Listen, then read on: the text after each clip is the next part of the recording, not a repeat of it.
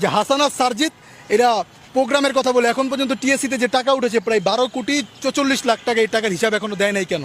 এবং বৈষম্য বিরোধী ছাত্র আন্দোলনের একজন সহ সমন্বয়ক, প্রাইভেট ইউনিভার্সিটির একটা ছেলে, তিনি আমাকে একদিন বলতেছিলেন যে ভাইয়া এটা নিয়ে একটা সংবাদ সম্মেলন করব, তারা টাকার হিসাব কেন দিচ্ছেন এবং তাদের নিজেদের লোক দিয়েই টাকাগুলো গণাচ্ছে, এই হিসাবটা তারা কেন ক্লিয়ার করতেছে না?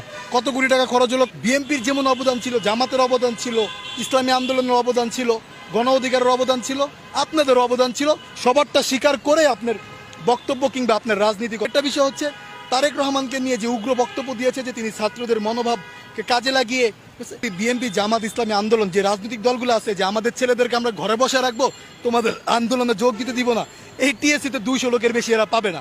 উত্তরা বলেন, মোহাম্মদপুর, মিরপুর, এসব জায়গার ছাত্ররা আপনার বুক পেতে দাঁড়িয়েছে, এগুলো সব বিএনপি জামাতের পোলাপাত। যে কটা থানা আপনার মনে করেন হামলা হয়েছে, যার কারণে আজকে স্বাধীন হয়েছে দেশ।